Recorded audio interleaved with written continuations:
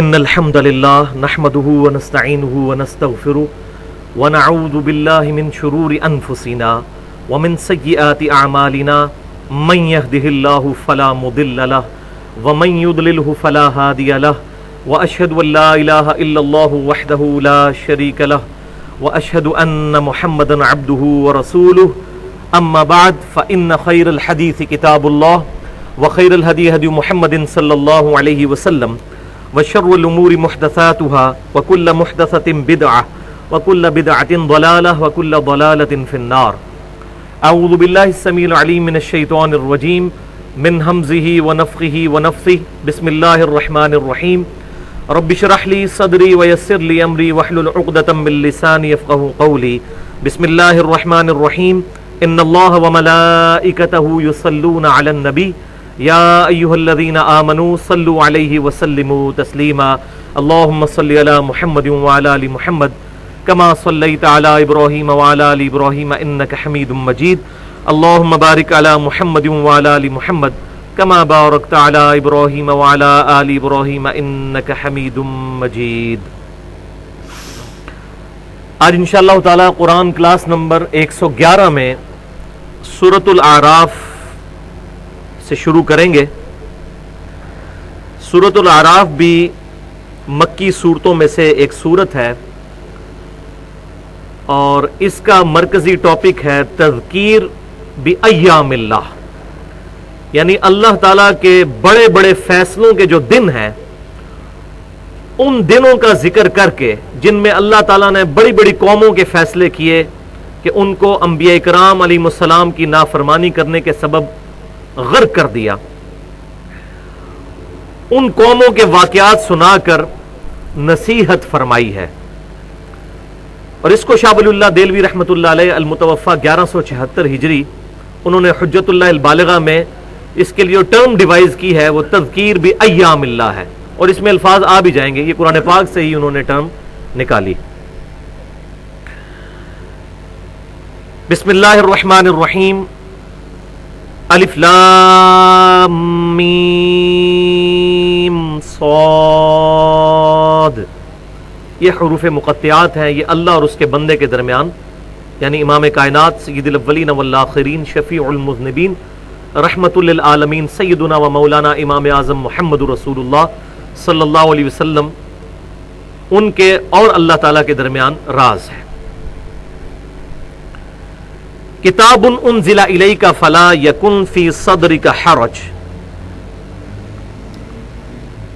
یہ کتاب آپ کی طرف نازل کی گئی ہے اے محبوب صلی اللہ علیہ وسلم، تو آپ اپنے سینے میں اس کے لیے حرج محسوس نہ کریں. منہ لتنذر بہ وذکری للمؤمنین، اس کتاب کے بارے میں اپنے سینے میں کوئی حرج محسوس نہ کریں، یہ کتاب تو نصیحت ہے، آپ اس کتاب کے ذریعے نصیحت فرمائیے. وذکری للمؤمنین، اور یہ نصیحت تو نہیں ہے مگر ایمان لانے والوں کے لیے. یہی مضمون سورہ الانعام کے اندر بھی آیا تھا، سورۃ الانعام کی آیت نمبر 19 میں. وَأُوحِيَ إِلَيَّ هَذَا الْقُرْآنُ لِأُنذِرَكُمْ بِهِ وَمَنْ بَلَغَ. محبوب صلی اللہ علیہ وسلم آپ فرما دیجئے کہ یہ قرآن مجھے اس لیے وحی کیا گیا کہ اس کتاب کے ذریعے میں تمہیں بھی ڈر سنا دوں اور جس تک یہ کتاب پہنچ جائے وہ بھی اسی کتاب پر عمل کرے اور اسی سے لوگوں کو ڈر سنائے. تو وہاں بھی آیا تھا وَأُوحِيَ إِلَيَّ هَذَا الْقُرْآنُ لِأُنذِرَكُمْ بِهِ، یہ وہی لفظ ہے بِهِ، لِتُنذِرَ بِهِ، کہ آپ ڈر سنا دیں اس کتاب کے ذریعے. تو یہ ہی کی ضمیر جو ہے قرآن کی طرف ہے. وَذِكْرَى لِلْمُؤْمِنِينَ، اور یہ نصیحت ہے ایمان لانے والوں کے لیے. اس سے مراد ہے جن کی نیچر پرورٹڈ نہیں ہوئی ہے، جو اپنی صحیح نیچر پر ہیں، ان تک جب یہ دعوت حق پہنچے گی تو وہ اس سے نصیحت حاصل کر لیں گے، اور جو ہٹ درمی میں اڑے ہوئے ہیں ان کے لیے اس کتاب میں کوئی ہدایت نہیں ہے. تو بیسیکلی اس آیت کے اندر آپ صلی اللہ علیہ وسلم کو تسلی دی گئی ہے، کیونکہ کوئی بھی شریف النفس انسان، اور آپ صلی اللہ علیہ وسلم سے بڑھ کر کون شرافت کے مرتبے پر فائز ہو سکتا ہے. جب اسے کوئی کام سونپا جائے اور وہ کام اس طریقے سے خوش اسلوبی سے سر انجام نہ پائے تو وہ شریف شخص ہمیشہ یہ سوچتا ہے کہ شاید میرے دعوت پہنچانے میں کہیں کمی رہ گئی ہے. تو آپ صلی اللہ علیہ وسلم بھی اتنی زیادہ محنت، اب اس پس منظر میں آپ یاد رکھیں یہ بالکل ہجرت مدینہ سے پہلے کی صورت ہے، اور 13 سال آپ صلی اللہ علیہ وسلم کو محنت شاقہ کرتے ہوئے گزر چکے ہیں، اور صرف 125 بندے ایمان لے کر آئے ہیں. 2/3 قرآن نازل ہو چکا ہے، صرف 125 بندے. تو آپ صلی اللہ علیہ وسلم کو کبھی یہ گمان گزرتا تھا کہ شاید میری دعوت پہنچانے میں کوئی کمی رہ گئی ہے کہ جس کی وجہ سے کوانٹیٹیو آؤٹ پٹ سامنے نہیں آ رہی. تو وہ اللہ تعالیٰ نے فرما دیا کہ یہ کتاب ہم نے آپ کی طرف نازل کی ہے کہ آپ اس کتاب سے جن کی نیچر پرورٹڈ نہیں ہوئی ان کو ڈر سنائیں. فلا یکن فی صدری کا حرج، اور اپنے سینے میں اس کے معاملے میں کوئی حرج محسوس نہ کرے اگر کوئی اس دعوت حق کو قبول نہیں کرتا. یہی مضمون سورہ طٰہٰ میں بھی کھلتا ہے. طٰہٰ ما انزلنا علیک القرآن لتشقی الا تذکرۃ لمن یخشی. ہم نے یہ قرآن آپ صلی اللہ علیہ وسلم کے لیے پر نہیں نازل کیا مگر نصیحت کے لیے، اس کے لیے نصیحت جو کہ ڈر رکھنے والا ہے، اللہ سے خشیت رکھنے والا ہے. ما انزلنا علیک القرآن لتشقی، یہ کتاب ہم نے آپ پر اس لیے نازل نہیں کی کہ آپ مشقت میں پڑ جائیں. الا تذکرۃ لمن یخشی، یہ تو نصیحت نہیں ہے مگر اس کے لیے جو ڈر رکھتا ہے آخرت کے دن کی جواب دہی کا. اتبعوا ما انزل الیکم من ربکم، اب یہ جمع کے صیغے کے ساتھ بات ہو رہی ہے. اے لوگوں پیروی کرو اس چیز کی جو نازل کی گئی ہے تمہارے رب کی طرف سے تمہاری طرف، یعنی تعویل خاص کے اعتبار سے تو یہ کتاب اللہ، اور پھر اس کی تفسیر جو صحیح الاسناد احادیث کے ذریعے امت تک پہنچی. وَلَا تَتَّبِعُوا مِن دُونِهِ أَوْلِيَاءَ، اور مت پیروی کرو کتاب و سنت کی اس دعوت کو چھوڑ کر اور سرپرستوں کی اور اولیاء کی. اب بڑی مزے کی بات ہے، یہاں لفظ آیا اولیاء. کتاب و سنت کو چھوڑ کر اولیاء کی پیروی مت کرو. اولیاء اللہ کا ذکر نہیں آیا، صرف اولیاء کا. اس سے یہ بات پتہ چل گئی کہ قرآن کی ٹرم میں اولیاء 2 قسم کے ہیں. ایک اولیاء اللہ ہے جو اللہ کے ولی ہیں، اللہ کے دوست ہیں، اللہ کی دعوت اللہ کے بندوں تک پہنچانے والے ہیں، اور ان کے مقابلے پر ہیں اولیاء الشیطان، شیطان کے دوست.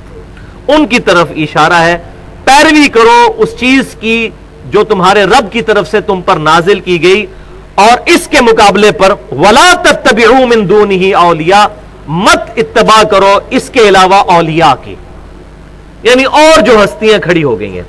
اب یہ بالکل یہ جو اکثر ہمیں بھی سننے کو بات ملتی ہے، اور یہ ولی کتنے گئے تے اولیاء دی خدمت، تو میں کہتا ہوں ہاں اولیاء اللہ نہیں، تو من دونہی اولیاء، اور اکثر من دونہی اولیاء ہی ہیں جو اللہ اور اس کے محبوب صلی اللہ علیہ وسلم کی تعلیمات کی فیور میں کھڑے ہیں، وہ اولیاء اللہ ہیں، وہ حزب اللہ ہیں.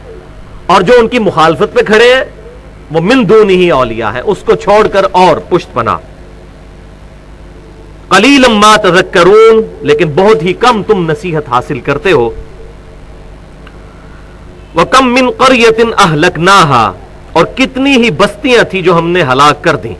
اب یہ دیکھیں، اب ذکر شروع میں ہی شروع ہو گیا، تذکیر بِأَيَّامِ اللَّهِ، اللہ کے بڑے بڑے جو فیصلے کے دن ہیں ان کو یاد کروا کے آخرت کی جواب دہی کا خوف لوگوں کے دلوں میں ڈالا جا رہا ہے.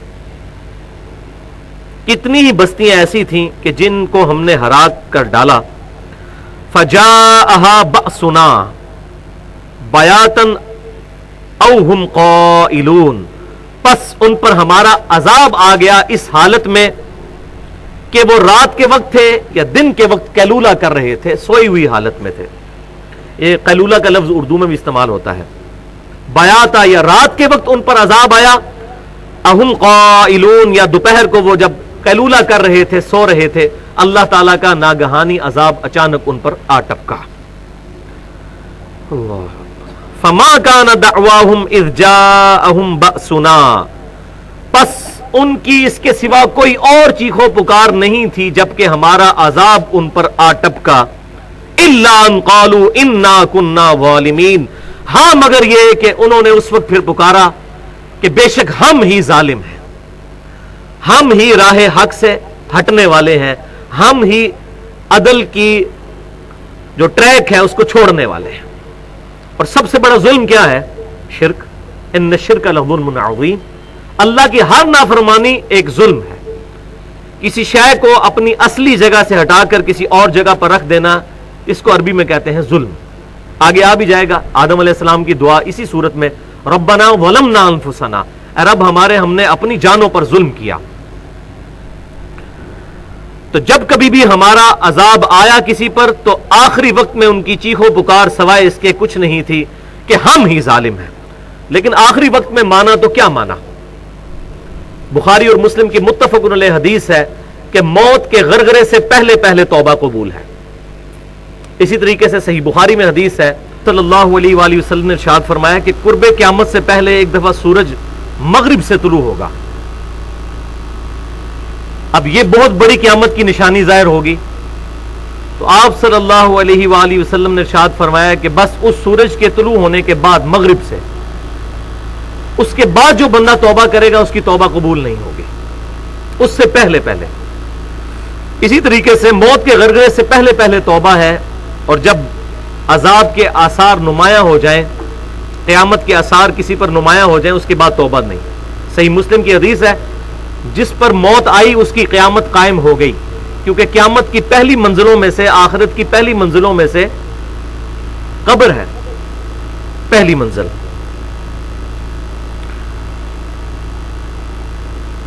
اب اگلی آیت جو ہے سورۃ الاعراف کی آیت نمبر 6، یہ بھی فلسفہ رسالت کے اوپر ایک بڑی اہم ترین آیت ہے۔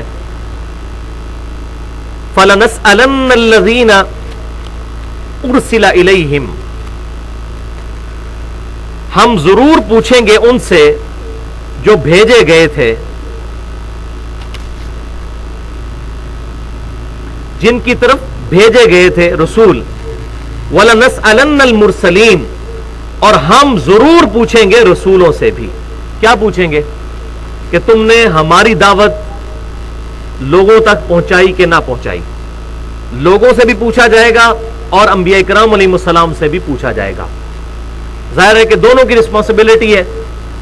اگر کسی تک دعوت نہیں پہنچی تو اللہ تعالیٰ کی بارگاہ میں اپنا عذر پیش کر سکتا ہے، لیکن جس تک دعوت پہنچ گئی رسولوں کی، تو اب قیامت والے دن اللہ کے اوپر اس کی کوئی حجت نہیں رہے گی۔ اس پہ ڈیٹیل سے تقریباً 2 گھنٹے کی میں گفتگو آلریڈی کر چکا ہوں، مسئلہ نمبر 38 کے نام سے فلسفہ رسالت پہ۔ بہرحال یہاں پر ایک اہم ترین آیت جو سورۃ المائدہ کی 67 نمبر آیت ہے، سورۃ المائدہ آیت نمبر 67 نکال لیجئے۔ بسم اللہ الرحمن الرحیم، یہ آپ کے بلو والے قرآن پاک میں 120 نمبر صفحے پر ہے، جہاں سے نیا رکوع شروع ہو رہا ہے، سینٹر سے آگے۔ یا ایھا الرسول بلغ ما انزل الیک من ربک، اے رسول صلی اللہ علیہ وسلم پہنچا دیجئے ہر وہ شے جو نازل کی گئی ہے آپ کے رب کی طرف سے آپ پر۔ وَإِن لَّمْ تَفْعَلْ، اور اگر آپ نے ایسا کام نہ کیا، فَمَا بَلَّغْتَ رِسَالَتَهُ، تو پھر آپ نے بھی رسالت کا حق نہیں ادا کیا۔ وَلِعَوْذُ بِاللَّهِ تَعَالَى۔ اب یہ سمجھانے کے لیے ہے تاکہ انسانوں کو بھی اس کی کرٹیکلٹی کا اندازہ ہو جائے کہ اللہ تعالیٰ کے نزدیک توحید کی دعوت کتنی اہمیت رکھتی ہے، کہ اے اللہ کے رسول صلی اللہ علیہ وسلم جو ہم نے آپ کی طرف نازل فرمایا آپ وہ پہنچا دیجئے لوگوں تک بالکل اسی طریقے سے من وعن، اور اگر بالفرض آپ نے یہ دعوت نہیں پہنچائی تو پھر آپ نے بھی رسالت کا حق ادا نہیں کیا۔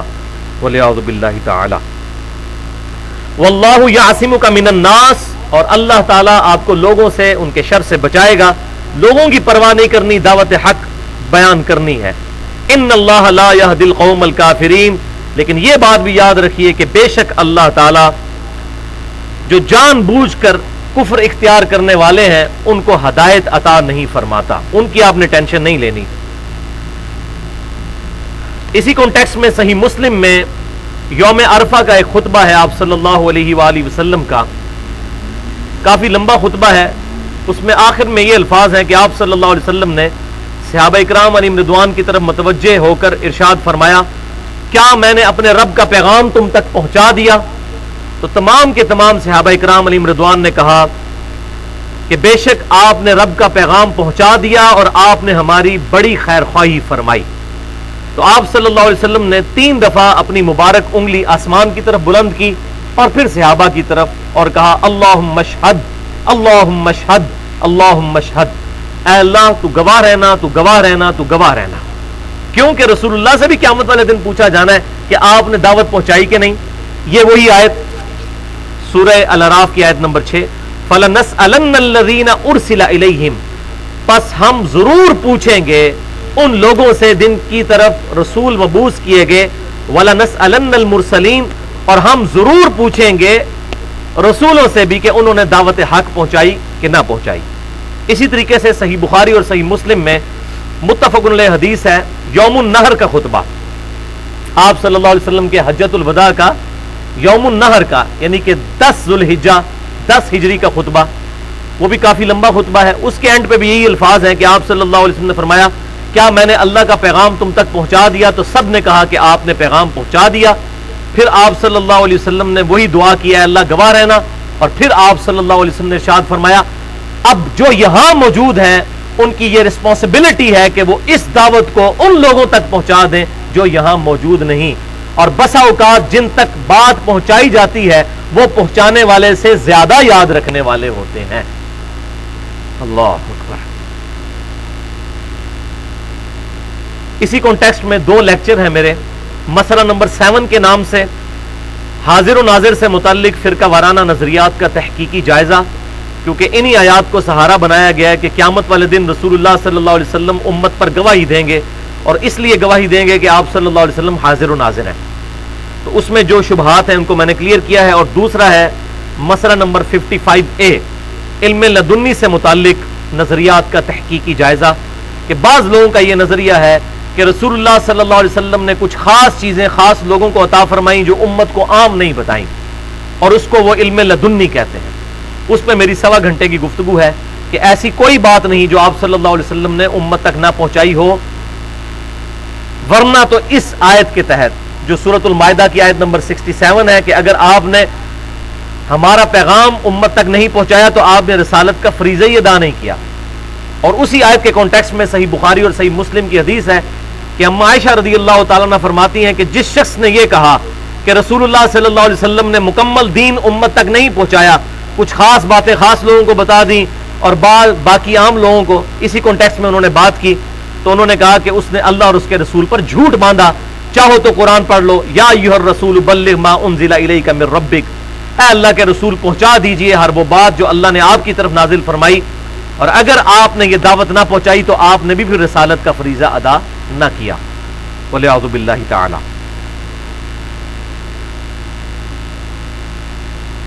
فَلَنَقُصَّنَّ عَلَيْهِمْ بِعِلْمٍ، اور ہم قیامت والے دن اپنے علم کے ذریعے ہر بات کو بیان کر دیں گے۔ وَمَا كُنَّا غَائِبِينَ، اور ہم کوئی غائب تو نہیں تھے، ہم تمہارے ساتھ تھے۔ وَهُوَ مَعَكُمْ أَيْنَمَا كُنْتُمْ، تم جہاں کہیں بھی ہو وہ تمہارے ساتھ ہوتا ہے۔ نَحْنُ أَقْرَبُ إِلَيْهِ مِنْ حَبْلِ الْوَرِيدِ، ہم تو تمہاری رگے جاں سے بھی زیادہ تمہارے قریب۔ تو اللہ تبارک و تعالیٰ نے جو فرشتوں کے ذریعے نامہ اعمال تیار کروایا، یہ اللہ تبارک و تعالیٰ کا ریکارڈ ضرور ہے، لیکن اللہ تعالیٰ اس پہ ڈیپینڈنٹ نہیں ہے۔ یہ آیت ہے ثبوت۔ اللہ تعالیٰ فرماتا ہے جو کچھ رسولوں کے ساتھ کیا گیا، رسولوں نے اپنا حق ادا کیا لیکن امتوں نے ان کو رسپانس نہیں کیا، تو ہم قیامت والے دن پورے حالات ان کے بیان کر دیں گے اپنے علم کے ساتھ۔ وما کننا غائبین، اور ہم کوئی غائب تو نہیں تھے۔ جب رسولوں کے ساتھ اس قسم کا سلوک ہو رہا تھا تو ہم اپنی شان کے لائق موجود تھے، اپنے عرش پہ ہوتے ہوئے بھی ہر چیز کا احاطہ کیے ہوئے تھے۔ والوزن یومئذ الحق، اور اس دن اعمال کا تولا جانا حق ہے.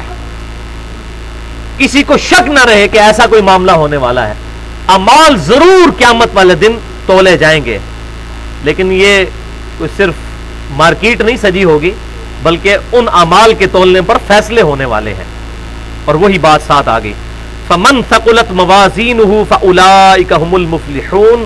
تو جن کے نامہ اعمال وزنی ہوں گے, جن کے اعمال میں نیکیاں زیادہ ہوں گی, وہی لوگ فلاح پانے والے ہوں گے. ومن خفت موازینہ, اور جن کے ترازو ہلکے ہو جائیں گے, فاولئک الذین خسروا انفسهم. تو وہ لوگ ہوں گے کہ جنہوں نے اپنی جان کو خود خسارے میں ڈال لیا. بما کانوا بآیاتنا یظلمون, بسبب اس کے کہ وہ ہماری آیات کے ساتھ ناانصافی کیا کرتے تھے. ناانصافی کی دو شکلیں ہیں. ایک تو اس کی بڑی اڑیاں ترین شکل یہ ہے کہ کوئی شخص اللہ تعالیٰ کی کتاب کو ماننے سے ہی انکار کر دے, اور ایک اور شکل یہ ہے کہ اللہ کی کتاب پر ایمان تو رکھے لیکن اللہ کی کتاب میں جو حکم آیا ہو اس کی مخالفت کرے.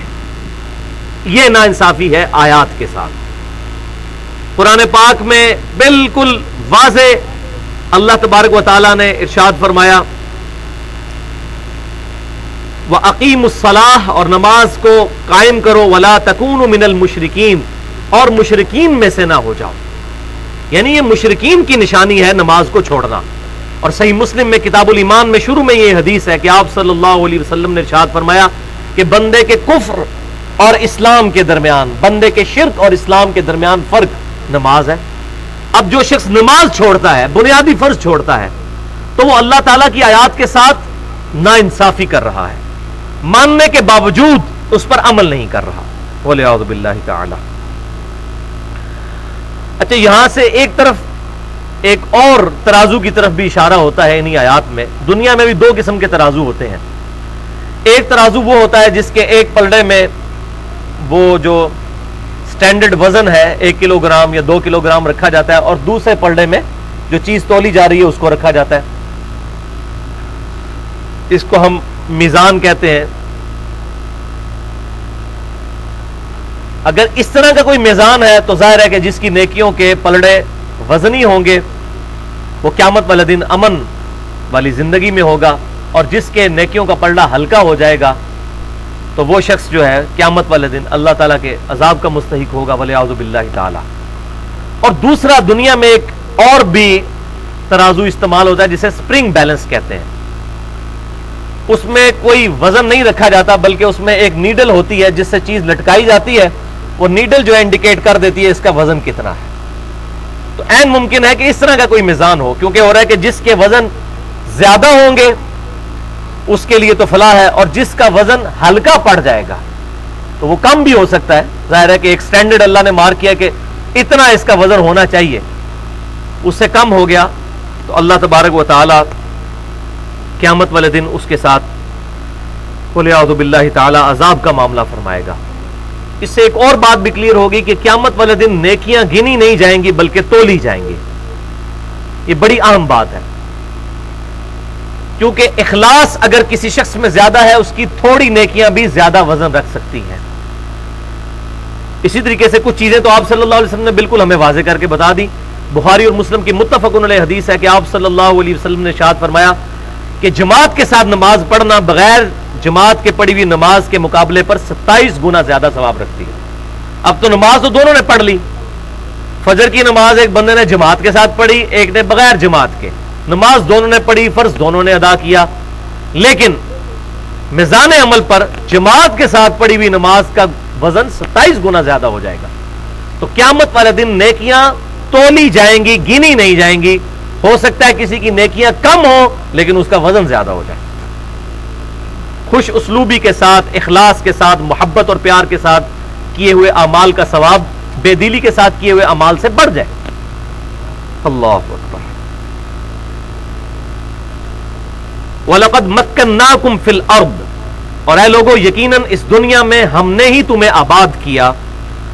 وَجَعَلْنَا لَكُمْ فِيهَا مَعَائِشَ, اور اس میں زندہ رہنے کے لیے جو اسباب تھے وہ بھی تمہیں مہیا کر دیے. قَلِيلًا مَا تَشْكُرُونَ, لیکن تم بہت ہی کم شکر گزاری کرتے ہو. اب ہونا تو یہ چاہیے تھا کہ جس اللہ نے ہمیں اس دنیا میں نعمتوں سے نوازا اور یہاں رہنے کے لیے اسباب مہیا کیے، اس کے رسپانس میں ہم اپنے رب کی نافرمانی نہ کرتے. اور اس کو میں ایک جملہ بولا کرتا ہوں کہ جس اللہ نے ہمیں جو جو نعمتیں دی ہیں، ان نعمتوں کے ساتھ کم از کم اس اللہ کی نافرمانی نہیں ہونی چاہیے. اللہ نے آنکھ دی تو آنکھ کا شکر یہ ہے کہ پھر آنکھ سے اللہ کی نافرمانی نہ ہو. زبان دی تو زبان سے پھر اللہ کی نافرمانی نہ ہو. ہاتھ دیے تو ہاتھ سے پھر اللہ کی نافرمانی نہ ہو. یہ ہے اس کی نعمتوں کا شکر. تو اللہ تبارک و تعالیٰ نے اس زمین پر بسنے والے جتنے انسان ہیں ان کے لیے معاش کا معاملہ فرما دیا ہے. دنیا کے خزانے کبھی ختم ہونے والے نہیں ہیں، بلکہ آئے دن نئی نئی انرجی کے ریسورسز دریافت ہو رہے ہیں.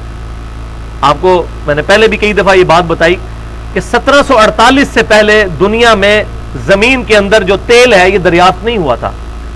پہلا کنواں پنسلوینیا ریاست ہے امریکہ کی، اس میں 1748 میں زمین سے تیل نکلا. اس سے پہلے تو تیل کا کانسیپٹ ہی نہیں تھا. یا آپ صلی اللہ علیہ وسلم کے زمانے میں جو تیل کا کانسیپٹ آتا ہے کہ وہ تیل سے دیے جلائے جاتے تھے، وہ تیل یہ مٹی کا تیل نہیں ہوتا تھا، وہ سرسوں کا تیل، یہ کھانے والا تیل ہوتا تھا. یہ مٹی کا تیل، یہ ڈیزل پیٹرول، یہ تو جسٹ آج سے 300 سال پہلے دریافت ہوئے، 250 سے 300 سال. اور پھر 1960 کے بعد جب عرب ملکوں کے اندر تیل نکلنا شروع ہوا تو دنیا میں انرجی کا ایک بہت بڑا ریسورس لوگوں کے سامنے آیا. اسی طریقے سے اب لوگ سولر کی طرف شفٹ ہو رہے ہیں. تو اللہ تعالیٰ نے معاش کے لیے سارے جو اس زمین زندگی گزارنے کے لیے جتنے اسباب ہیں وہ مہیا کر دیے. آج سے کچھ عرصہ پہلے تک کسی کو سی فوڈ کے بارے میں اتنا اندازہ نہیں تھا کہ کتنا بڑا خزانہ ہے دنیا میں. اب پوری کی پوری دنیا جو ہے اس طرف شفٹ ہو رہی ہے کہ سی فوڈ جو ہے اس سے بیماریاں بھی کم لگتی ہیں، اور یہ بہت بڑا ذریعہ ہے کیونکہ 2/3 زمین کے اوپر تو سمندر ہے. تو اس طرح نئے نئے انرجی کے ریسورسز دریافت ہو رہے ہیں. یہ اللہ تبارک و تعالیٰ نے قیامت تک کے لیے جتنے انسان دنیا پر آنے تھے ان کے لیے اسباب مہیا فرما دیے ہیں. اسی طریقے سے ہر سال امریکہ جو ہے وہ پیسیفک اوشن میں بحر الکاہل میں ملینز آف ٹن گندم جو فالتو پیدا ہوتی ہے امریکہ میں وہ ضائع کر دیتا ہے، صرف اس لیے کہ انٹرنیشنل مارکیٹ میں گندم کی قیمت نیچے نہ آ جائے. اتنی گندم پیدا ہو رہی ہے. تو لوگوں کو تو یہ فکر پڑ گئی تھی کہ اگر دنیا کی آبادی بڑھ جائے گی تو کیا بنے گا. تو اللہ تعالیٰ نے اپنے اوپر یہ رسپانسبلٹی لی ہے کہ ہم نے وَجَعَلْنَا لَكُمْ فِيهَا مَعَائِشْ، اور ہم نے مہیا کر دیے ہیں زندگی گزارنے کے لیے اسباب اس زمین پر. قَلِيلًا مَا تَشْكُرُونَ، لیکن تم بہت کم شکر گزاری کرتے ہو. وَلَقَدْ خَلَقْنَاكُمْ، اور بے شک ہم نے ہی تمہیں پیدا کیا. اب یہ اگلی 15 آیات جو ہیں یہ قرآن پاک میں ایک اہم ترین مقام ہے قصہ آدم اور ابلیس کے حوالے سے. آدم علیہ السلام اور ابلیس کا جو واقعہ ہے قرآن پاک میں 7 دفعہ آیا ہے. 6 دفعہ مکی صورتوں میں اور ایک مدنی صورت سورۃ البقرہ میں بھی اس کا ذکر آیا. ان 7 مقامات میں سے جو سب سے زیادہ ڈیٹیل مقام ہے وہ یہی سورۃ الاعراف کا، یہ 15 آیات ہیں. اللہ تبارک و تعالیٰ نے اس میں آدم علیہ السلام اور ابلیس کا جو معاملہ ہوا اور پھر اللہ تعالیٰ کی آدم علیہ السلام کے ساتھ اور ابلیس کے ساتھ جو گفتگو ہوئی اس کا نقشہ کھینچا ہے ہماری ہدایت کے لیے. اور اس کے بعد کنکلوژن بھی اس کا آ جائے گا کہ یہ ساری کی ساری باتیں کیوں کی جا رہی ہیں. وَلَقَدْ خَلَقْنَاكُمْ، اور بے شک ہم نے تمہیں پیدا کیا. ثُمَّ صَوَّرْنَاكُمْ، اور پھر تمہیں ہم نے سنوارا. دنیا میں بھی جب بھی کوئی بلڈنگ بنائی جاتی ہے پہلا اس کا سٹرکچر کھڑا کیا جاتا ہے پہلے، اس کے بعد اس کو سنوارا جاتا ہے. تو اللہ تعالیٰ نے بھی انسان کا ایک سٹرکچر بنایا، پھر اس کو اس کی نوک پلک بالکل درست کی، اس کو صحیح شکل دی. ثُمَّ قُلْنَا لِلْمَلَائِكَةِ اسْجُدُوا لِآدَمَ، اور پھر ہم نے حکم فرمایا فرشتوں کو کہ آدم کو سجدہ کرو. فَسَجَدُوا إِلَّا إِبْلِيسَ، تو فرشتوں نے سجدہ کیا مگر ابلیس، اس نے سجدہ نہیں کیا. لم یکن من الساجدین، وہ سجدہ کرنے والوں میں شامل نہ ہوا. اب یہاں تھوڑا سا شائبہ پیدا ہوتا ہے اس حوالے سے کہ حکم تو ہوا تھا فرشتوں کو, اور قرآن پاک میں یہ مضمون کئی جگہ آیا کہ فرشتے اللہ کے حکم کی نافرمانی نہیں کرتے, تو ابلیس نے کیوں نافرمانی کی اللہ تعالیٰ کی؟ ایک یہ سوال. دوسرا سوال یہ کہ اگر ابلیس جو ہے وہ فرشتہ نہیں تھا تو اسے تو حکم ہی نہیں تھا. تو یہ بات یاد رکھیے, دنیا میں بھی اگر ایک کلاس کے اندر 2 فیمیل سٹوڈنٹس ہوں اور 48 میل سٹوڈنٹس ہوں, ٹوٹل 50 کی کلاس ہو, اور مانیٹر اگر کہے کہ بوائز اسٹینڈ اپ ٹیچر کے آنے پر, تو اس کا یہ مطلب نہیں ہے کہ لڑکیوں نے کھڑا نہیں ہونا. عموماً جو چیز کثرت میں ہوتی ہے اس کو مخاطب کر کے بات کی جاتی ہے. تو یہاں پر حکم تو فرشتوں کو تھا, لیکن اس میں امپلائڈ تھا کہ ابلیس کو بھی حکم تھا. آگے وہ بات بھی آگے اس نے آگے سے پھر نافرمانی کی جسٹیفیکیشن بھی دینا شروع کی, اس کے بعد تو مزید کنفرم ہو گیا. اور دوسرا اس سے یہ بات بھی پتہ چل گئی کہ ابلیس فرشتہ نہیں تھا. اشارتاً یہ بات پتہ چلی, کیونکہ اگر فرشتہ ہوتا تو نافرمانی نہ کرتا, لیکن ڈائریکٹ یہاں پر یہ ذکر نہیں ہے. اس کا ذکر سورۃ الکہف کے اندر آتا ہے, کان من الجن.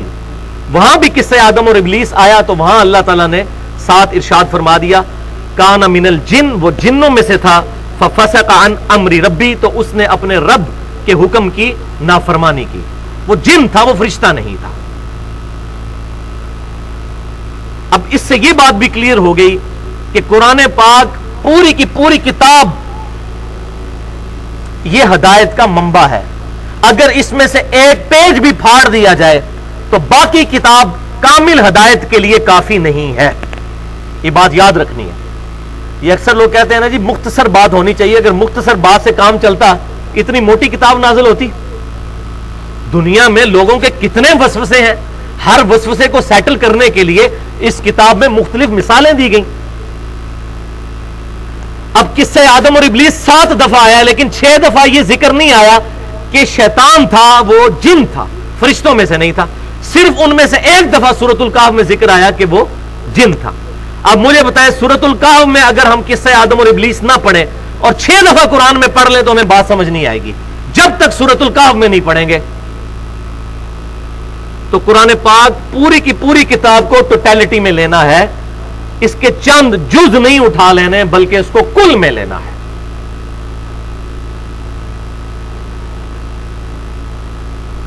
تو سب نے سجدہ کیا الا ابلیس, مگر ابلیس, اس نے سجدہ نہیں کیا. لم یکم من الساجدین, وہ سجدہ کرنے والوں میں شامل نہ ہوا.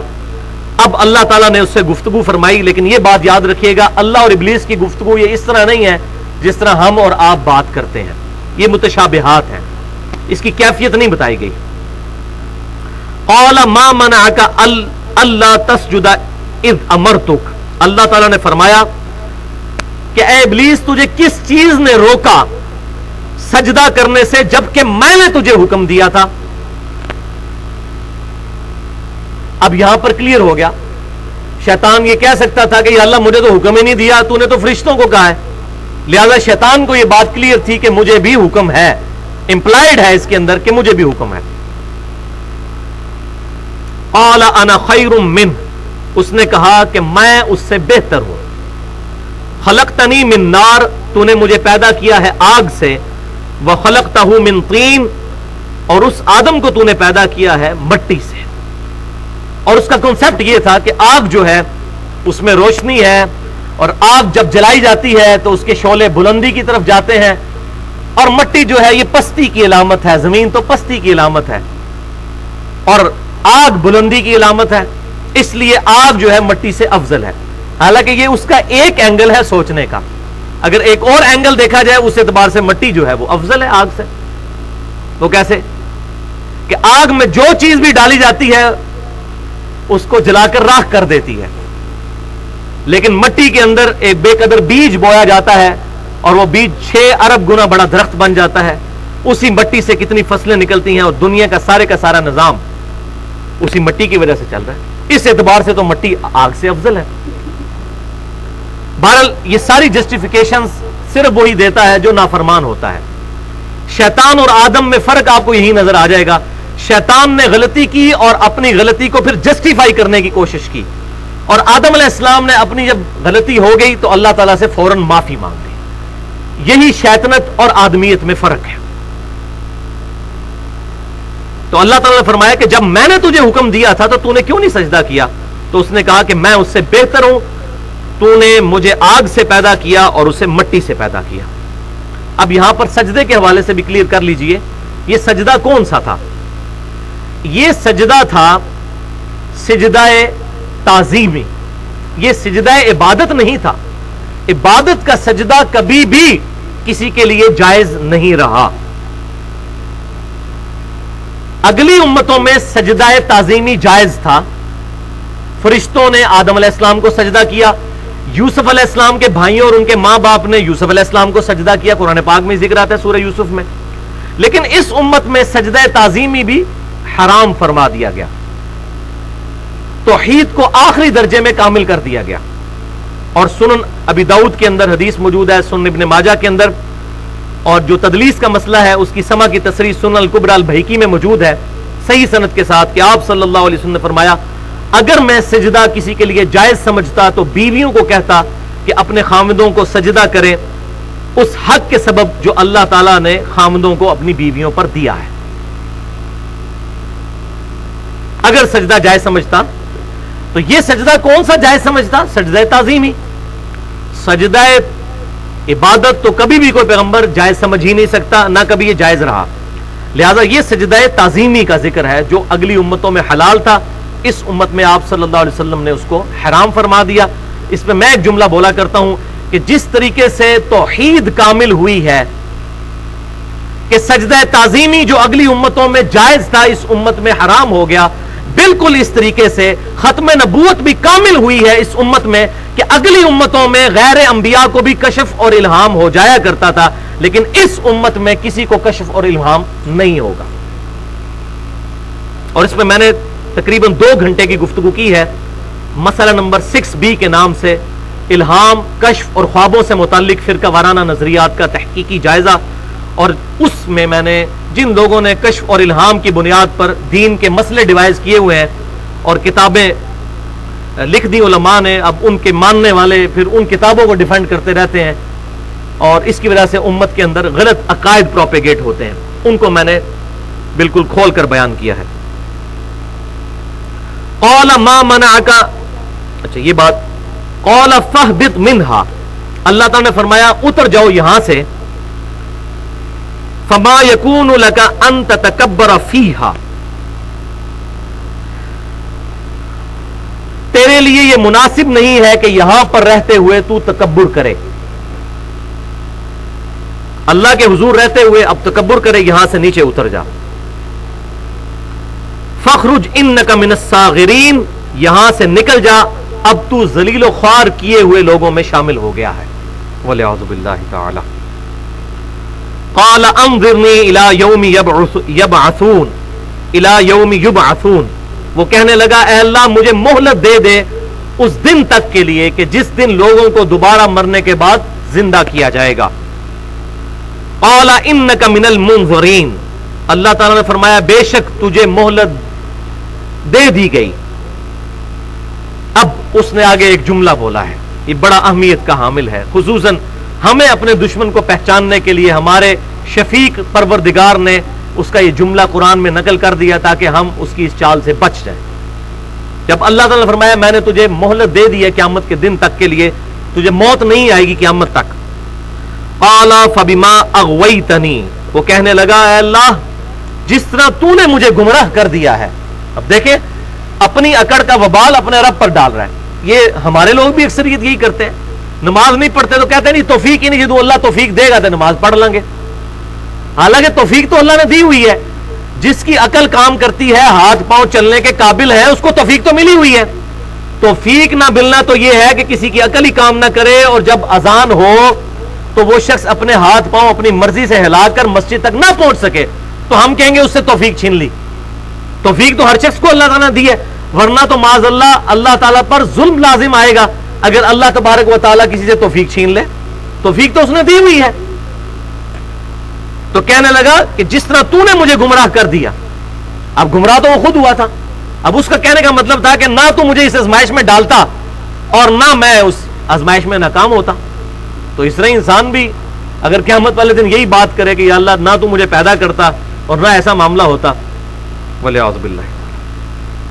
اب یہ بھی ممکن تھا کہ اللہ تعالیٰ اسے فوراً نکال دیتا, لیکن اللہ تعالیٰ نے اس سے اس کی غلطی کی صفائی پیش کرنے کی بھی اس کو اجازت دی کہ بتا تو نے ایسا کیوں کیا. اس وقت بھی اس کے پاس موقع تھا کہ وہ پلٹ آتا, تو خود گمراہ ہوا. لیکن اس نے کہا کہ اے اللہ جس طرح تو نے مجھے گمراہ کر دیا, آج راندہ بارگاہ کر دیا, لَأَقْعُدَنَّ لَهُمْ صِرَاطَكَ الْمُسْتَقِيمَ, میں ضرور بیٹھ جاؤں گا لوگوں کو گمراہ کرنے کے لیے صراط مستقیم پر. اللہ اکبر. ثُمَّ لَآتَيْنَاهُمْ مِنْ بَيْنِ أَيْدِيهِمْ, پھر میں ان کو بہکانے کے لیے ان کے آگے سے آؤں گا, وَمِنْ خَلْفِهِمْ, اور ان کے پیچھے سے, وَعَنْ ایمانہم, اور ان کی دائیں طرف سے, وَعَنْ شِمَائِلِہم, اور ان کی بائیں طرف سے, وَلَا تَجِدُ أَكْثَرَهُمْ شَاكِرِينَ, اور تو اکثریت کو پھر شکر گزار نہیں پائے گا. اکثریت کو تو میں تیرے راستے سے بہکا دوں گا. وَلِعَوْذُ بِاللَّهِ تَعَالَى. اب اس نے یہ بات بالکل کلیئر کٹ کر دی کہ میں صراط مستقیم پر بیٹھ جاؤں گا اور آگے سے پیچھے سے دائیں سے بائیں سے گمراہ کروں گا, صراط مستقیم پر نہیں چلنے دوں گا لوگوں کو. اس کی صحیح ایکسپلینیشن اس حدیث سے ہوتی ہے جو مسند امام احمد میں صحیح سند کے ساتھ موجود ہے. اس کا ایک ترک سنن ابن ماجہ میں بھی ہے لیکن وہ ضعیف ہے. مسند امام احمد میں صحیح سند کے ساتھ حدیث ہے کہ آپ صلی اللہ علیہ وسلم نے ایک دفعہ زمین پر ایک سیدھی لکیر کھینچی اور پھر آپ صلی اللہ علیہ وسلم نے اس کے دائیں اور بائیں چند ٹیڑھی لکیریں کھینچی, جس کو ہم آج کی ماڈرن فلسفی میں فش بون ڈایاگرام کہتے ہیں, کہ مچھلی کی جو ڈھانچہ ہوتا ہے اس شکل میں, ایسے ایک لائن اور اوپر بھی یوں لائن ہے ٹیڑھی اور یوں نیچے بھی ٹیڑھی لائن ہے. فش بون ڈایاگرام آپ صلی اللہ علیہ وسلم نے بنائی. اس کے بعد آپ صلی اللہ علیہ وآلہ وسلم نے جو درمیان والی سیدھی لائن تھی ٹیڑھی لائنوں سے ہٹ کر درمیان میں, اس پہ آپ صلی اللہ علیہ وسلم نے اپنی مبارک انگلی رکھ کر یہ آیت تلاوت کی, سورۃ الانعام کی آیت نمبر 153, وَأَنَّ هَذَا صِرَاطِي مُسْتَقِيمًا, اور بے شک یہ ہے میرا راستہ جو کہ بالکل سیدھا ہے, فَاتَّبِعُوهُ, اس راستے کی پیروی کرو, وَلَا تَتَّبِعُوا السُّبُلَ, اور ادھر ادھر کے ٹیڑھے راستوں کی پیروی مت کرنا, فَتَفَرَّقَ بِكُمْ عَنْ سَبِيلِهِ, یہ راستے تمہیں میرے سیدھے راستے سے بہکا دیں گے. ذَلِكَ وَصَّاكُمْ بِهِ لَعَلَّكُمْ تَتَّقُونَ, اللہ تعالیٰ اس چیز کی وصیت کرتا ہے تمہیں تاکہ تم بچ سکو قیامت کے دن اللہ تعالیٰ کے عذاب سے. تو آپ صلی اللہ علیہ وسلم نے اس کے بعد ارشاد فرمایا کہ یہ سیدھا راستہ تو میرا ہے صراط مستقیم, اور یہ دائیں بائیں جو ٹیڑھی لائنیں ہیں یہ شیطان کے راستے ہیں, اور فرمایا کہ ہر راستے پر ایک شیطان بیٹھا ہوا ہے جو تمہیں اپنی طرف مائل کر رہا ہے, لیکن صراط مستقیم ایک ہے. لہٰذا یہ بات کلیئر ہوگی, یہ جو کہتے ہیں نہیں چاروں ہی حق پہ ہیں اور پانچوں ہی حق پہ ہیں اور سارے ہی حق پہ ہیں اور سارے ہی ٹھیک ہیں, یہ بات غلط ہے. حق پہ ایک راستہ ہے, امام کائنات سید الاولین والآخرین شفیع المذنبین رحمت للعالمین سیدنا و مولانا امام اعظم محمد رسول اللہ صلی اللہ علیہ وسلم کا راستہ حق پر ہے. آپ صلی اللہ علیہ وسلم کے مقابلے پر جتنے بھی راستے ہیں وہ باطل ہیں, جو آپ کے مقابلے پر ہے, جو آپ کی فیور میں ہے وہ راستہ ایک ہے. لہذا راستہ ایک ہے. یہ جو کہتے ہیں نا جی چاروں ہی حق پہ ہیں, چار مختلف راستے کیسے حق پر ہو سکتے ہیں؟ ایک کہتا ہے جی جو امام کے پیچھے فاتحہ نہیں پڑھتا اس کی نماز ہی نہیں ہوتی, دوسرا کہتا ہے جو امام کے پیچھے فاتحہ پڑھے اس کے منہ میں انگارہ رکھ دو. اب کس انگریز کو آپ جسٹیفائی کریں گے کہ 180 ڈگری کی سٹیٹمنٹ دونوں بے وقت صحیح ہیں؟ کتنی نان سینس سٹیٹمنٹ ہے. دونوں میں سے ایک بات ٹھیک ہوگی. ایک بندہ کہتا ہے جی یہ گلاس ہے, دوسرا کہتا ہے نہیں جی یہ اسپیکر ہے, تیسرا کہتا ہے یہ کتاب ہے, چوتھا کہتا ہے یہ موٹر سائیکل ہے. آپ کہیں جی چاروں ہی حق پہ ہیں, کیا نان سینس بات ہے؟ حق پہ ایک ہوگا جو کہہ رہا ہے گلاس ہے, اور ایک کون ہے؟ امام کائنات صلی اللہ علیہ وسلم کی مبارک ذات. اسی لیے فرمایا سیدھا راستہ ایک ہے.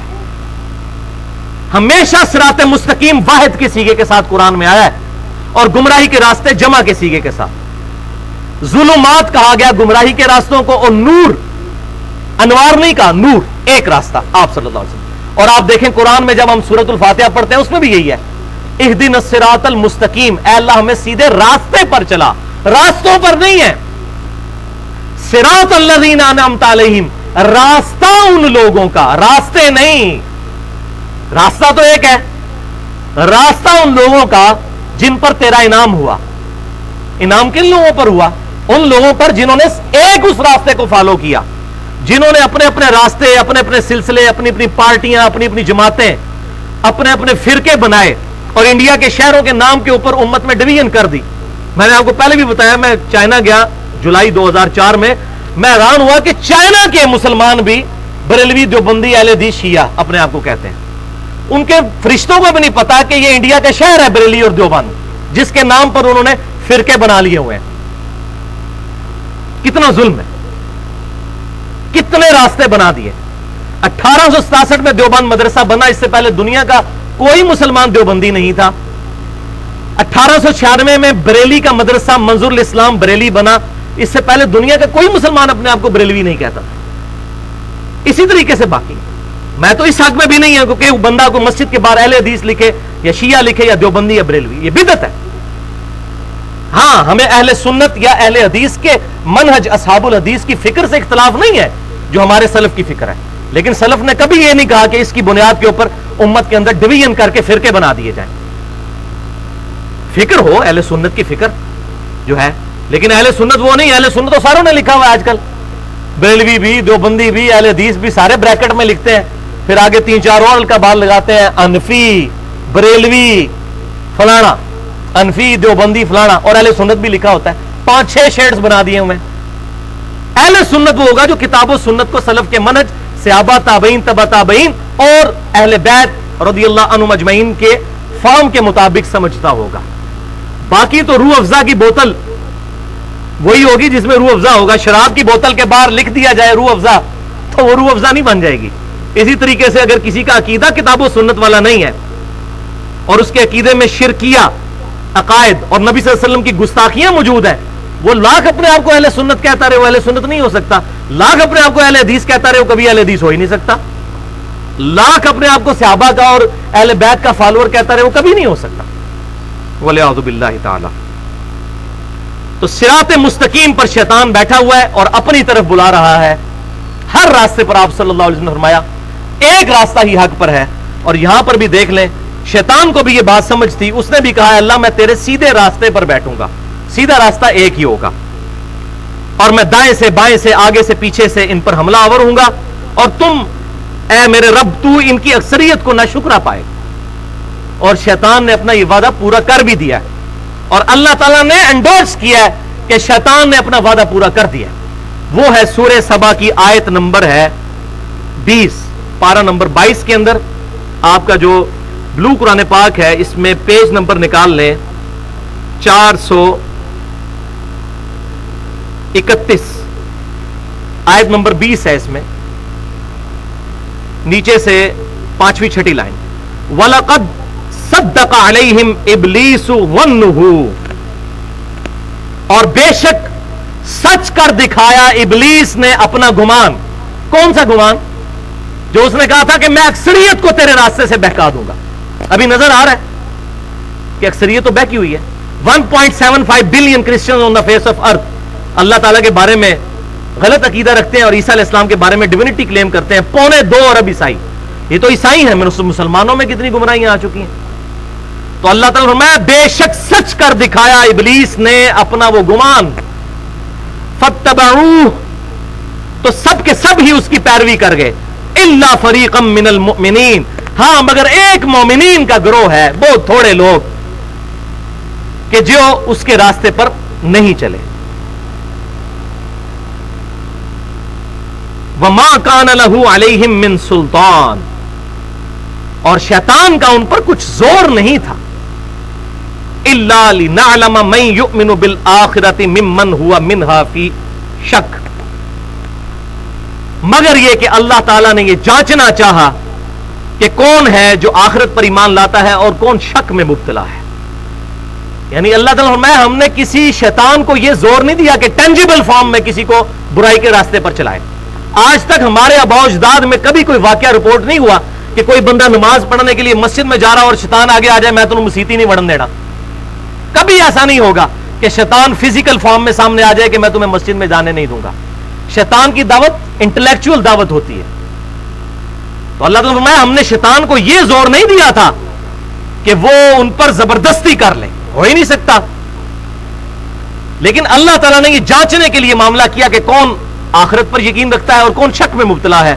وَرَبُّكَ عَلَىٰ كُلِّ شَيْءٍ حَفِيظٌ, اور تیرا رب ہر شے پر حفاظت فرمانے والا ہے. ہر چیز اللہ تعالیٰ کے علم میں ہے.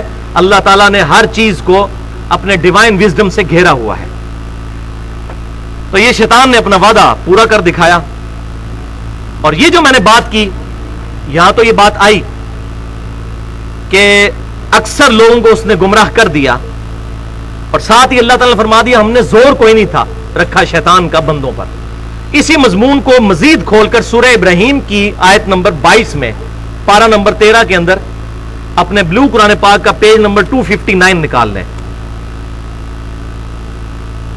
شروع میں ہی یہ آیت ہے 4-5 لائن میں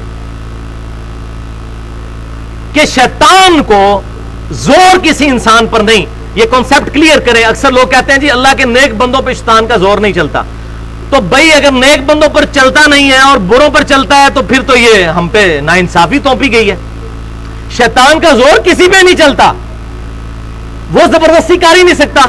میں اکثر مثال دیتا ہوں کہ اگر گورنمنٹ آف پاکستان یہ اناؤنسمنٹ کرے کہ جو بندہ فجر کی نماز پہلی صف میں ادا کرے گا اس کو فی نماز 5000 روپیہ دیا جائے گا, دنیا کے سارے شیطان اکٹھے ہو جائیں, شیطان کا باپ بھی آ جائے آپ کو فجر کی نماز سے نہیں روک سکتا, 5000 روپیہ ملے گا نا.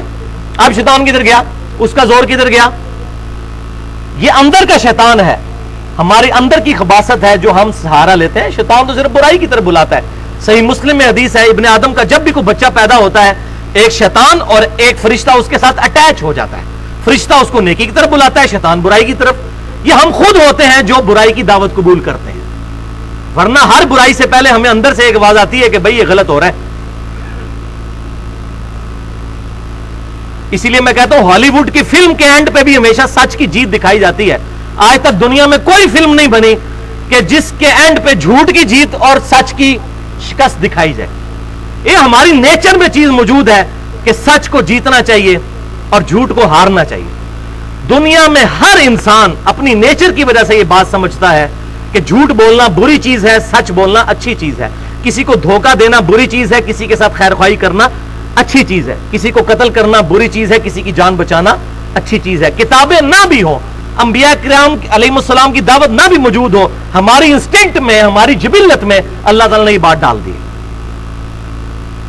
تو یہ آیت سورہ ابراہیم کی یہ بالکل وہ فلسفہ کلیئر کرے گی جو بالکل غلط کانسیپٹ لوگوں میں آ گیا. یہ مسکنسیپشن دور کر لیں.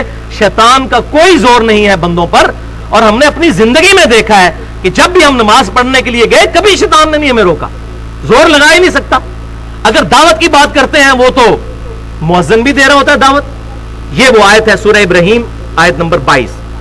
وقال الشیطان, اور شیطان کہے گا قیامت کے دن, لما قضی الامر, جب کہ فیصلہ ہو چکے گا جنت اور دوزخ کا, ان اللہ وعدکم وعد الحق, بے شک اللہ تعالیٰ نے جو تم سے وعدہ کیا تھا انسان وہی سچا وعدہ تھا. ووعدتکم فاخلفتکم, اور جو میں نے تم سے وعدہ کیا تھا اور تمہیں بڑی مزین کر کے دنیا دکھائی تھی, میں ان تمام وعدوں سے مکرتا ہوں, میں نے ان کی مخالفت کی. وما کان لی علیکم من سلطان, اور مجھے تم پر کوئی زور نہیں تھا, الا ان دعوتکم, ہاں مگر میں صرف تمہیں دعوت دیتا تھا. دعوت تو مؤذن بھی دے رہا ہے. اب یہ پرٹیکولر دوست کی, یہ وہی کانٹیکسٹ چل رہا ہے کہ دوست کی قیامت والے دن بلیم ڈالیں گے شیطان کی وجہ سے ہم مارے گئے, سورہ قاف میں بھی آتا ہے. تو شیطان پھر اپنی جسٹیفیکیشن دے گا کہ انسان میرا کوئی زور نہیں تھا تیرے اوپر, الا ان دعوتکم, ہاں مگر میں تجھے دعوت دیتا تھا. فاستجبتم لی, اور تم نے میری دعوت قبول کر لی. قصور تو سارا تمہارا ہے, میں نے زبردستی تو تمہیں مسجد میں جانے سے نہیں روکا تھا, زبردستی تو میں نے تم سے گناہ کا کام نہیں کروایا تھا. فلا تلومونی, تو مجھے ملامت مت کرو. ولوموا انفسکم, اپنے آپ کو ملامت کر رہے دوست کی. یہ ملامت ظاہر دوست کی کوئی ہو رہی ہوگی، جنتیوں کو تو نہیں وہ کہہ رہا ہوگا کہ اپنے آپ کو ملامت کرو. اس کا مطلب ہے کہ یہ آج جو لوگوں نے یہ ڈھکوسلا مچایا ہوا ہے کہ شیطان نے یہ کر دیا، شیطان نے وہ کروا دیا، شیطان صرف دعوت دیتا ہے. اگر بعض اللہ شیطان کا ہم پر زور ہو تو اللہ تعالیٰ ناانصاف ٹھہرے گا. اور میں نے بتا دیا مثال دے کے کہ اگر گورنمنٹ اناؤنسمنٹ کر دے کہ 5,000 روپیہ فی نماز کے دیا جائے گا، دنیا کے سارے شیطان مل کے ایک انسان کو نماز پڑھنے سے نہیں روک سکتے، کیونکہ دنیا کا فائدہ نقد اس کو نظر آ رہا ہوگا.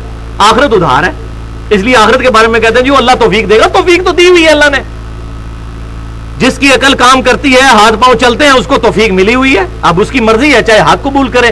انا ہدیناہ السبیل اما شاکرا و اما کفورا، سورہ الدہر میں آتا ہے ہم نے راہ ہدایت واضح کر دی، چاہے تو اس کو قبول کرو چاہے اس کا انکار کرو. یہ انسان کی اپنی ول ہوتی ہے. میرا تم پر کوئی زور نہیں تھا، میں صرف تمہیں دعوت دیتا تھا، تم نے وہ دعوت قبول کی. مت ملامت کرو مجھے، وَلُومُوا أَنفُسَكُمْ، ملامت کرو اپنی جان کو. مَا أَنَا بِمُصْرِخِكُمْ وَمَا أَنْتُمْ بِمُصْرِخِي، نہ آج میں تمہارے لیے کچھ کر سکتا ہوں اور نہ تم میرے لیے کچھ کر سکتے ہو. انی کفرت بما اشرکتمونی من قبل، اور میں انکار کرتا ہوں اس سے پہلے جو تم کفر کیا کرتے تھے، میں اس سے بری ہوتا ہوں، میں نے کوئی ایسا کام نہیں کیا. ان الظالمین لہم عذاب علیم، بے شک ظالموں کے لیے ہے دردناک عذاب. یہ دیکھ لیں جناب، قرآن کا فلسفہ بالکل ڈیفرنٹ ہے اور ہمارے معاشرے میں جو اللہ تعالیٰ کے بارے میں کانسیپٹ ہے وہ بالکل ڈیفرنٹ ہے. تو یہاں پر یہ کانسیپٹ بھی کلیئر ہو گیا کہ شیطان کو ٹینجیبل فارم میں کسی پر زور نہیں ہے، بلکہ انسان خود اس کی دعوت کو قبول کر لیتا ہے.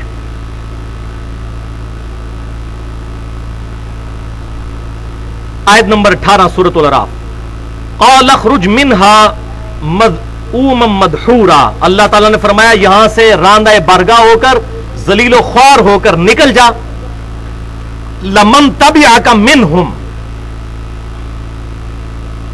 تو جس نے بھی پیروی کی ان میں سے تیری، یعنی تو کہہ رہا ہے نا کہ میں سب کو گمراہ کر دوں گا، تو جن لوگوں نے بھی یا شیطان تیری پیروی کی، لَأَمْلَأَنَّ جَهَنَّمَ مِنْكُمْ أَجْمَعِينَ، تو میں تم سب کے سب لوگوں سے، شیطان اور اس کے فالوور سے دوزخ کو بھر دوں گا. وَلِعَوْذُ بِاللَّهِ تَعَالَى. اب یہ بھی بڑا خطرناک معاملہ ہے. اللہ تعالیٰ نے اپنے بندے کی کوئی گارنٹی نہیں لی. اب ہونا تو یہ چاہیے تھا، دنیا کی مثال سے میں آپ کو یہ بات سمجھاتا ہوں. دنیا میں کوئی بہت بڑا بادشاہ ہو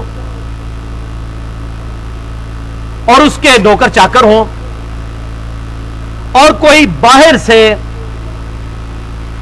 بندہ یہ کوشش کرے کہ اس بادشاہ کے جو نوکر چاکر ہیں یا اس کے خاص بندے ہیں ان کو نقصان پہنچانے کی کوشش کرے، ان کو ورگلانے کی کوشش کرے، تو بادشاہ تو ان کی حفاظت کرے گا کہ میں تکنا میرے بندے نو کون ہاتھ لاندا ہے، میں دیکھتا ہوں میرے بندوں کو کون ہاتھ لگاتا ہے. دنیا کا چھوٹا سا چودھری بھی مان نہیں ہے. لیکن اللہ تعالیٰ نے کیا فرمایا؟ یہ نہیں فرمایا کہ میں دیکھتا ہوں میرے کن بندوں کو تو ورگلاتا ہے. اللہ تعالیٰ نے کہا ٹھیک ہے، میں بھی کتابیں بھیجوں گا، انبیاء کرام علیہ السلام کا سلسلہ شروع کر دوں گا اور انسٹنکٹ میں توحید رکھ دوں گا. اس کے باوجود کوئی گمراہ ہوتا ہے تو ہو، میری کوئی گارنٹی نہیں. دفعہ ہو دوزخ میں جانا تو جائے، حالانکہ بندے میرے ہیں، لیکن میں کوئی گارنٹی نہیں دیتا. جو بھی شیطان تیری پیروی کرے گا، میری کتابیں اور انبیاء کرام علیہ السلام کی دعوت آ جانے کے باوجود وہ حق کو قبول نہیں کرتا اور خود جان بوجھ کر گمراہی کا راستہ اختیار کرتا ہے، تو میں ضرور بھر دوں گا دوزخ کو تجھ سے اور تیرے سارے فالوور سے. وَلِعَوْذُ بِاللَّهِ تَعَالَى. تو یہ ڈراپ سین ہوا شیطان کی اور جو اللہ کی گفتگو تھی اس کا. اب اگلی آیات انشاءاللہ اگلے ہفتے ہم کور کریں گے. اس میں آدم علیہ السلام اور اللہ تعالیٰ کی گفتگو ہے اور بڑی انٹرسٹنگ گفتگو ہے. اور پھر اس کے بعد ایک کنکلوژن بھی آیا کہ اللہ تعالیٰ یہ باتیں کیوں بیان فرما رہا ہے کہ اے اولاد آدم دیکھنا، میں تمہیں یہ باتیں اس لیے کلیئر کر رہا ہوں کہ جس طرح تمہارے ماں باپ کو شیطان نے ورگلا دیا تھا، کہیں تم بھی شیطان کے پیچھے چل کر گمراہ نہ ہو جانا. اللہ تعالیٰ سے دعا ہے جو حق بات میں نے کہی اللہ تعالیٰ ہمارے دلوں میں راسخ فرمائے، اور اگر جذبات میں میرے منہ سے کوئی غلط بات نکل گئی تو اللہ تعالیٰ ہمارے دلوں سے معاف کر دے. ہمیں کتاب و سنت کی تعلیمات کو فرقہ واریت کی لعنت سے بالاتر ہو کر اجماع کو حجت مانتے ہوئے صحابہ، تابعین، تبع تابعین اور اہل بیت رضی اللہ عنہم اجمعین کے منہج کے مطابق لوگوں تک پہنچانے کی توفیق عطا فرمائے۔ سبحانک اللہم و بحمدک، اشہد ان لا الہ الا انت، استغفرک و اتوب الیک، وما علینا الا البلاغ المبین۔